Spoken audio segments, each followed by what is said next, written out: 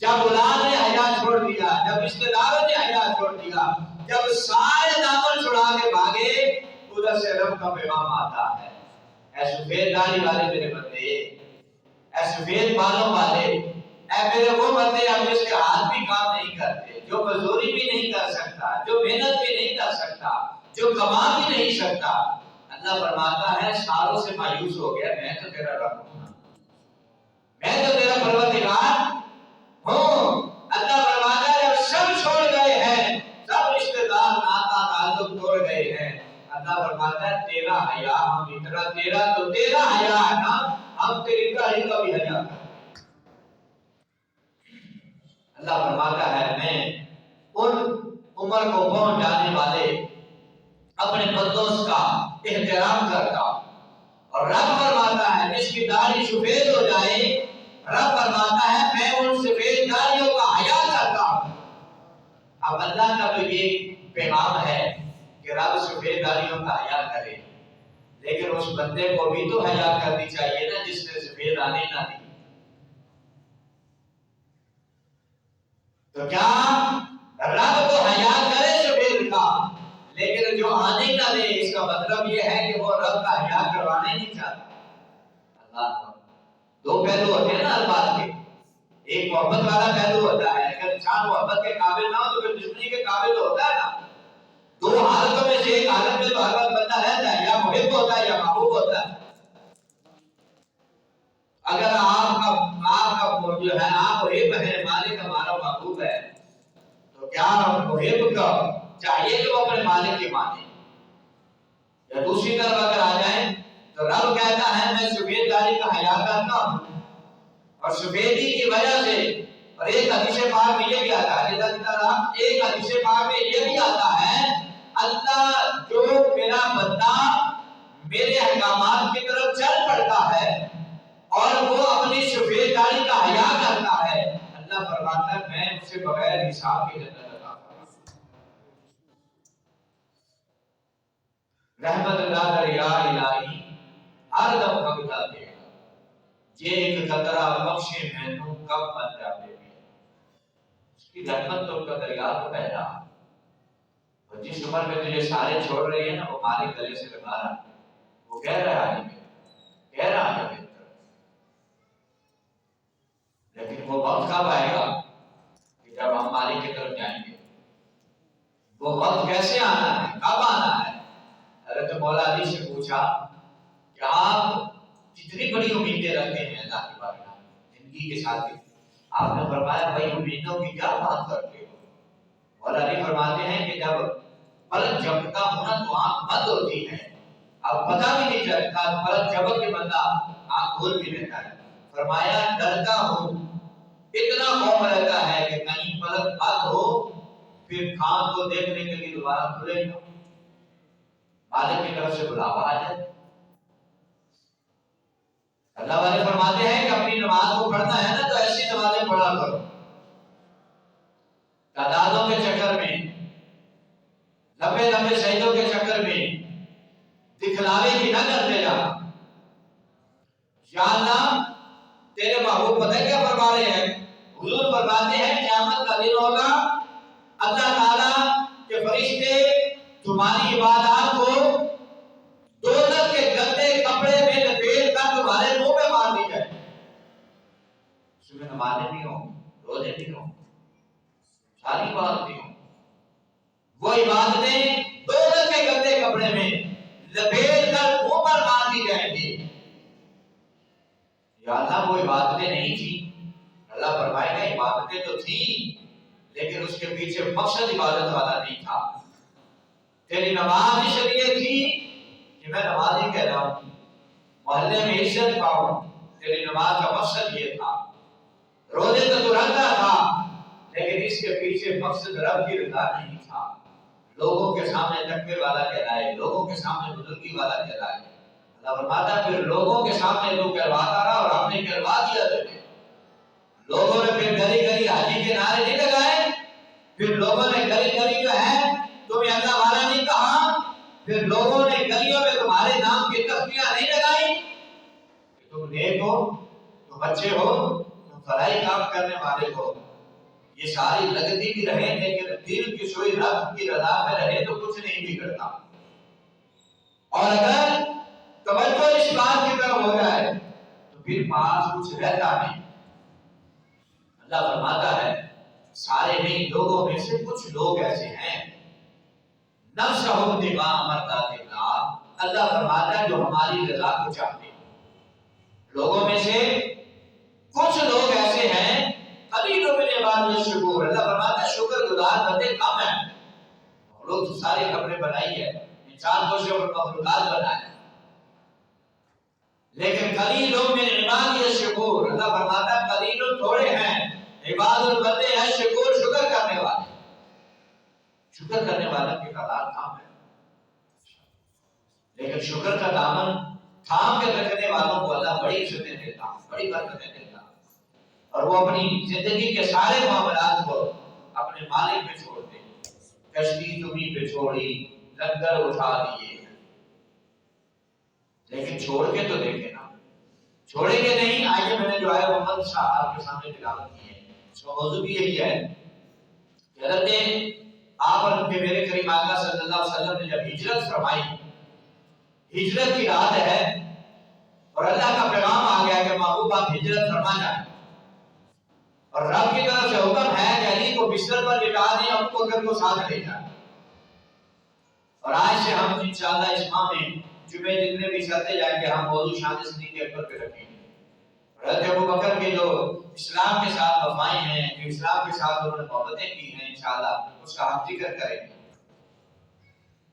شان اہل بیت پر موضوع آ جائے شان مولا علی پر موضوع آ جائے تو ہم اس کو ذکر الحمدللہ ڈٹ کے کرتے ہیں جیسا سنی کرتا ہے ایسا کوئی بھی نہیں کرتا. تو انشاءاللہ صدیق اکبر کے بھی ہم غلام ہیں اور صدیق اکبر تو مولا علی کا بھی امام ہے. صدیق اکبر مولا علی کا بھی امام. ہجرت کی رات جب آئی تو رسول پاک صلی اللہ علیہ وسلم کو اللہ نے حکم دیا کہ محبوب آپ ہجرت فرما جائیے. سرکار فرماتے ہیں جب رب کا حکم آیا نا تو میں تیاری کرنے لگا تو میں نے دیکھا کہ چاروں طرف سے میرے گھر کو گھیرا ہوا ہے. مکے کی چاروں طرف سے جو ہے لوگوں کو پتہ چل گیا کہ آج رات محمد صلی اللہ علیہ وسلم کافروں کو بھی آج ہجرت کرنے ہیں. انہوں نے چاروں طرف سے مکے کو گھیر دیا کہ آج محمد صلی اللہ علیہ وسلم کو نعوذ باللہ سوچا آج زندہ نہیں چھوڑیں گے آج نکلنے نہیں دیں گے مکے سے. اللہ تبارک و تعالیٰ کی طرف سے یہ پیغام ہے. رسول پاک صلی اللہ علیہ وسلم نے جب مکے کی طرف دیکھا حالات کو دیکھا پھر رب کے فرمان کو دیکھا کہ جو رب بھیج رہا ہے وہ حفاظت بھی کرنا چاہتا ہے. حضرت مولا علی شیر خدا کو حضور صلی اللہ علیہ وسلم نے اپنے بستر پر لٹایا اور حضرت علی کو حضور نے فرمایا کہ علی صبح امانتیں لے کر تم بھی پیچھے ہمارے آ جانا. اب حضرت مولا علی شیر خدا کو جب حضور نے بلایا آپ کے بستر پر جب لیٹنے لگے تو دیکھا کہ چاروں طرف سے دشمنوں نے گھیرا ہوا ہے اور جانتے ہیں یہی مصطفیٰ کا بستر ہے. علی کہتے ہیں عقل کہنے لگی علی آج رات یہاں لیٹنا آسان نہیں ہے جان چلی جائے گی. حضرت مولا علی فرماتے ہیں پھر عشق نے رہنمائی کی. عشق کہنے لگا علی جان جاتی ہے تو چلی جائے پر مصطفیٰ کا دیا ہوا ایمان تو نہیں نہ جانا چاہیے. جان تو ایک بھی جانی جانی ہے لیکن سرکار صلی اللہ علیہ وسلم کا جو دیا ہوا ایمان ہے وہ نہیں جانا چاہیے. اور حکم مصطفیٰ جو ہوتا ہے یہ ایک الگ موضوع ہے. حکم مصطفیٰ جو ہوتا ہے وہ فرض کا درجہ رکھتا ہے. حضور کا جو حکم ہوتا ہے وہ فرض کا درجہ رکھتا ہے. آپ نے کبھی غور کیا اذان دینا کتنی شان والی بات ہے. اذان پڑھنا کتنی عظمت والی بات ہے. یہ مقام حضور نے مصلی امامت پر کھڑے ہونے والے کے لیے شان کو نہیں بیان کیا جو مؤذن کی شان کو حضور نے بیان کیا. حضور نے فرمایا قیامت کا دن ہوگا جتنے لوگ بھی ہوں گے نا جنت قیامت کے اندر سب سے اونچی گردنیں جو ہے مؤذنین کی ہوں گی. مؤذن جو ہے حضور کی امت کے جو مؤذن ہیں وہ میدان محشر میں اونچی گردن والے ہوں گے. وہ جب جو ہے اس مجمع پر نظر پڑے گی تو جہاں جہاں مؤذن ہوگا اس کی گردن اونچی ہوگی. تو یہ اتنا فضیلت والا درجہ ہے. حضور کی امتیوں کے مؤذن جو ہے وہ دور سے پہچانے جائیں گے یہ رب کا بلاوا دینے والے یہ رب کی بارگاہ میں بلانے والے تھے. یہاں تو معاملہ ہو رہا ہے نا, یہاں گردن اس کی اونچی ہے جس کے بعد مال زیادہ ہے, لیکن اصل شان اس وقت دیکھی جائے گی جب رب دکھائے گا. حسین کو اللہ شاندار بھی بنا دے, مالدار بھی بنا دے, تو وہ بنانا چاہتا ہے. مجھے بہت سے میں ایسے لوگوں کو جانتا ہوں کہ جنہوں نے ساری زندگی مسجد کی اذان کا بڑا خیال رکھا. ویسے وہ پیسے لے کر تنخواہ والے مؤذن تو نہیں تھے, لیکن انہوں نے ساری زندگی اذانیں دی. اور سرکار صلی اللہ علیہ وسلم نے اذان دینے والے کی فضیلت کو بڑا بیان فرمایا. ہم نے ایک ہمارے بزرگ حاجی امین صاحب, اللہ تعالیٰ نے جنت عطا فرمائے, ایک ادھر بھی ہمارے حاجی امین صاحب تھے, ایک ادھر ٹاؤن شپ 16 بلاک میں جامع مسجد دور ہے, تو اس مسجد میں رہ کے میرا بچپن گزرا. میرے بھائی ماں امام مسجد تھے, وہاں رہ کے میں اسکول لائف بھی اور حفظ بھی کرتا رہا. تو وہاں بزرگ نے 60 سال, وہ ہمارے بابا جی حاجی امین صاحب نے 60 سال جو ہے بلا ناغہ فجر کی اذان پڑھی. 60 سال بلا ناغہ فجر کی اذان. تو یہ اللہ تعالیٰ کا کرم. اب مؤذن جو ہوگا اس کی اذان پڑھنے کی وجہ سے میدان محشر میں اس کی گردن جو ہے وہ بلند نظر آئے گی. یا رسول اللہ صلی اللہ علیہ وسلم آقا وہ کیوں؟ حضور صلی اللہ علیہ وسلم نے فرمایا میری امت کے مؤذن کی شان بڑی ہے, جس نے سارے دن کے رب کا نام پکارا ہو وہ سب میں سے جدا ہی نظر آتا ہے. اب اذان والے کی فضیلت اتنی ہے, میں بات کو واپس لے چلوں. اذان دینا اتنا بڑا برکت والا کام ہے, اتنا فضیلت والا کام ہے کہ وہ میدان محشر میں جدا نظر آئیں گے. اگر اتنا فضیلت والا کام تھا تو ساری زندگی نے حضور نے اذان کیوں نہیں پڑھی؟ آپ کے علم میں ہے یہ بات؟ حضور نے کبھی بھی زندگی میں اذان نہیں پڑھی. کام فضیلت والا ہے یار. ویسے حضور نے اذانیں پڑھی ہیں, حسنین کریمین کے کانوں میں اذان دی ہے حضور نے, اور بھی بچوں کے کان میں حضور نے اذان دی ہے. حضور نے اذان اپنے صحابہ کو سکھائی بھی ہے, لیکن اذان نماز کے لیے جو اذان پڑھی جاتی ہے وہ حضور نے زندگی میں نہیں. اب وہ سرکار نے کیوں نہیں دی؟ بات تھی کہ سرکار نے حضرت مولا علی کو بستر پر حکم دیا کہ لیٹ جاؤ میری جگہ پر, تو حضور کا فرما دینا بھی حکم بن جاتا ہے, وہ فرض بن جاتا ہے جب حضور فرماتے ہیں. اب اذان حضور نے اس لیے نہیں دی, اذان کی آواز آئی حی علی الصلاۃ, آ نماز کی طرف, حی علی الفلاح, آؤ فلاح کی طرف. یہی ہے نا, یہی اس کا ترجمہ بنتا ہے. لیکن آپ کو کسی بھی مؤذن نے پکارا, میں نے اذان پڑھ دی, علامہ شہزاد صاحب نے پڑھ دی, حاجی علیہ صاحب نے پڑھ دی, ہمارا علی دور پڑھتا ہے, علی بیٹا پڑھتا ہے, جس نے پڑھ دی, اب اذان کی آواز سنی, آپ نے اذان سن کر مسجد میں آنا ہے. لیکن اس اذان کی آواز پر مسجد میں بھی آپ نماز آ کے پڑھ سکتے ہیں, دوسری مسجد میں بھی جا کے نماز پڑھ سکتے ہیں, اپنے گھر میں بھی آپ نماز پڑھ سکتے ہیں. اور اگر آپ نہیں بھی آتے تو اس اذان کے بلانے اور نہ بلانے سے آپ کو فرق نہیں پڑتا. نماز نہ پڑھیں گے تو وہ ایک علیحدہ معاملہ ہے, اس کی سزا جو ہے وہ تو ہے. لیکن رسول پاک صلی اللہ علیہ وسلم نے اذان اس لیے نہیں دی کہ جب مصطفیٰ کریم جب کسی کو اذان کے لیے اور نماز کے لیے بلائیں, حضور فرمائے حی علی الصلاۃ حی علی الفلاح, آؤ نماز کی طرف, آؤ کامیابی کی طرف. اگر حضور اذان دے کر بلاتے تو آنا ایک علیحدہ صفت بن جاتا. اللہ اکبر. اس آواز پر آنا ایک علیحدہ سے فرض بن جانا تھا کہ آواز مصطفیٰ ہے, حضور نے پکارا ہے. اب اس کا آنا بھی فرض بن جانا تھا, اور یہاں تک کہ ہے کہ فوری آنا بھی فرض بن جانا تھا, کیونکہ وہ صدائے مصطفیٰ ہے. تو لہذا اس لیے ہر مؤذن کے شان جدا ہے. حضور اس لیے بھی اذان نہیں پڑھا کرتے تھے, پتہ نہیں کوئی آ سکتا ہے یا نہیں, کوئی کسی مسجد میں چلا جائے گا, کوئی کسی مسجد میں چلا جائے گا. اگر میں نے آواز دے دی تو میری آواز پر تو آنا اتنا ضروری ہوتا ہے. بندہ فرض بھی پڑھ رہا ہو تو میں بتا لوں, اسے فرض چھوڑ کر بھی میری بارگاہ میں آنا. پتہ چلا صدائے مصطفیٰ اور عام بندے کی صداقت. یا ایھا الذین آمنوا استجیبوا للہ وللرسول، کہ اے لوگوں اللہ اور اس کے رسول کی آواز پہ دوڑے دوڑے آؤ، اس کی بارگاہ میں آ جاؤ۔ تو جب مولا علی کو حضور صلی اللہ علیہ وسلم یہاں ایک اور مسئلے کی وضاحت دیتا چلو، اور اصل جو مسئلہ ہے اس کو ہم بھول گئے ہیں، لیکن چھوٹے چھوٹے مسائل جو بنتے نہیں ہیں مسائل، ان کے پیچھے ہم پڑ گئے۔ اب حی علی الصلاۃ اور حی علی الفلاح پہ ہم بات کر رہے ہیں، موضوع تو ہمارا یہ نہیں ہے، لیکن یہاں ایک نکتہ کرتا چلوں۔ یہ جو ہم تکبیر پڑھی جاتی ہے،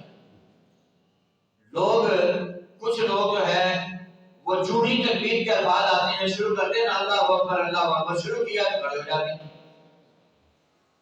ایسا ہوتا ہے نا، کچھ لوگ ایسے ہیں کہ وہ حی علی الصلاۃ اور حی علی الفلاح پہ کھڑے ہوتے ہیں۔ اب کچھ ہم نے ایسی علامتیں بنا لی ہیں، ہم کہتے ہیں جو حی علی الصلاۃ کی آواز جو ہے اللہ اکبر کی پہلی تکبیر کو قبل جب تکبیر کہتا ہے تو پہلی مرتبہ جب اللہ اکبر کہتا ہے تو لوگ کھڑا ہونا شروع ہو جاتے ہیں۔ اب ہم نے یہ علامت بنا لی ہے کہ یہ کام جو وزیر بابی کرتے ہیں، یہ ہم نے علامت بنا لی، اور یہ علامت بنی ہوئی، یہ علامت ہم نے بنا لی ہے کہ یہ جو ہے شروع سے تکبیر دیں تو بابی آ کر کھڑے ہو جاتے ہیں، جو بندی جو ہے وہ فوری کھڑے ہو جاتے ہیں، حالانکہ یہ علامت نہیں ہے بھائی۔ اگر کوئی بابی بھی کرتا ہے تو غلط ہے، جو بندی بھی کرتا ہے تو غلط ہے، کوئی ہم جیسے سنی بھی کرتے تو وہ بھی غلط ہے۔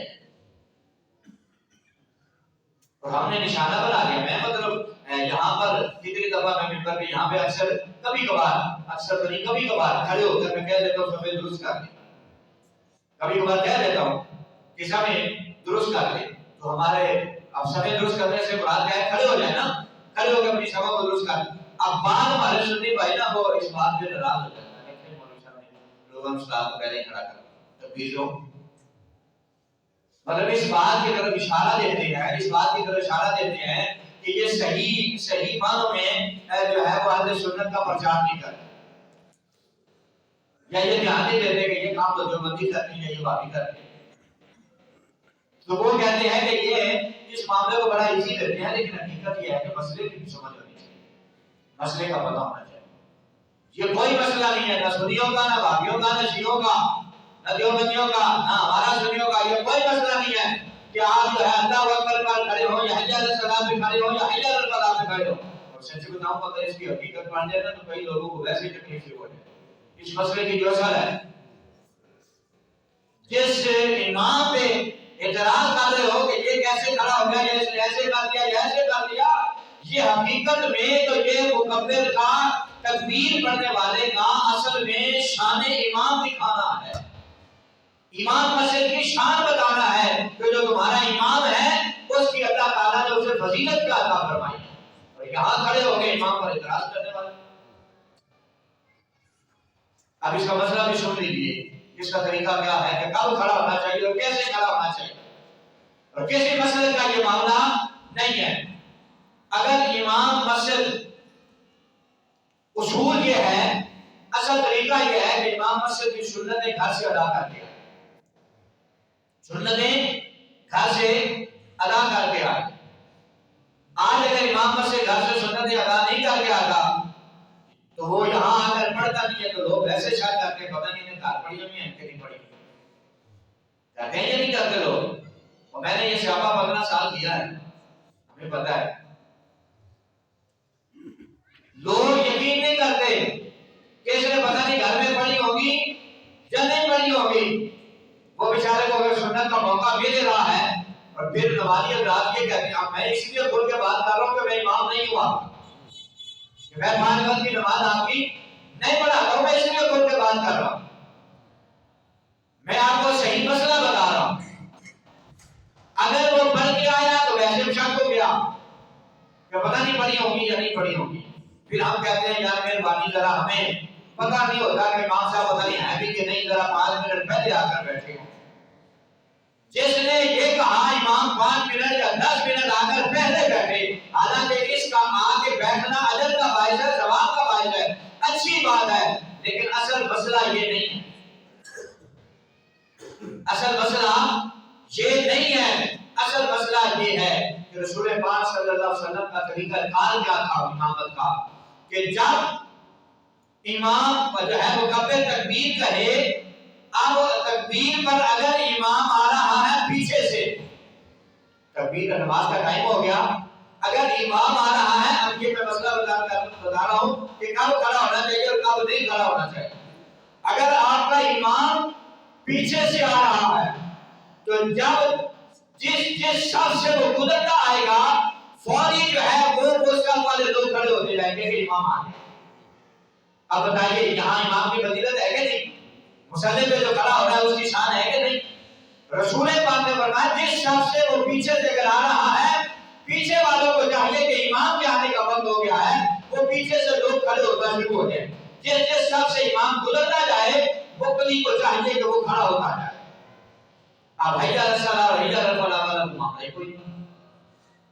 ہم نے اس کو اپنے مسلکوں کے ساتھ